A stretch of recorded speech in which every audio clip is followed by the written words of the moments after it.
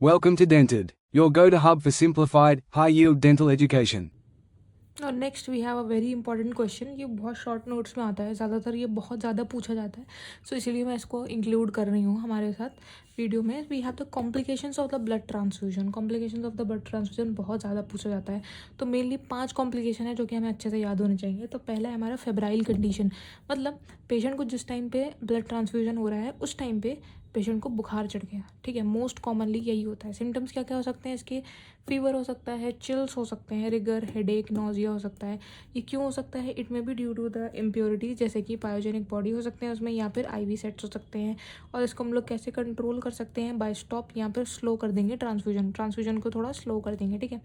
हम लोग एंटीपायरेटिक्स दे सकते हैं पेशेंट को, यहाँ पर डिसकंटिन्यू कर देंगे अगर ज़रूरत पड़ गई तो, ठीक है। सबसे पहले जिस टाइम पे ब्लड ट्रांसफ्यूजन हो रहा है उस टाइम पे पेशेंट को बुखार चढ़ गया, पहला। दूसरा, एलर्जी हो सकती है पेशेंट को, एलर्जिक रिएक्शन हो सकते हैं, सिम्टम्स हो सकते हैं अर्टिकेरिया के, यहाँ पर इचिंग हो सकती है पेशेंट को बहुत ज़्यादा।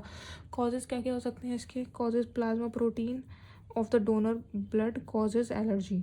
जो प्लाज्मा प्रोटीन होता है, जो डोनर ब्लड होता है, उसके प्लाज्मा प्रोटीन्स जो है कि अर्टिकेरिया और इचिंग कॉज कर रहे हैं पेशेंट में। सीवियर केसेस में ट्रांसफ्यूजन को हमें डिस्कार्ड भी करना पड़ता है, अगेन फ्रेश आरपीसी या फिर प्लेटलेट्स आने पड़ते हैं, एंटीहिस्टामिन्स और स्टेरॉइड्स देना पड़ता है पेशेंट को। नेक्स्ट हमारे पास आता है, I am very sorry for these cuttings but I will continue the video. Okay, we have the acute hemolytic reaction that is most dangerous. Acute hemolytic reaction से मतलब ये है कि अगर मान लो किसी का ब्लड ग्रुप है A और उसको हमने चढ़ा दिया B, ठीक है, ब्लड ग्रुप B चढ़ा दिया हमने उसको A वाले पेशेंट को, तो उससे क्या होगा? उससे उस पेशेंट में जो है कि बहुत ज़्यादा रिएक्शन होगा, जिसकी वजह से ये चीज़ कंपैटिबिलिटी सही नहीं है, जिसकी वजह से it can be error in the ABO group और ABO incompatibility due to the transfusion या फिर ह्यूमन एरर। एक्सट्रीमली फेटल होता है ये, बहुत ज़्यादा फेटल होता है, और क्रिमिनल केसेस भी बना सकते हैं हम इस साथ इस वाले पॉइंट में, ठीक है। नेक्स्ट आता है हमारे पास, वी हैव द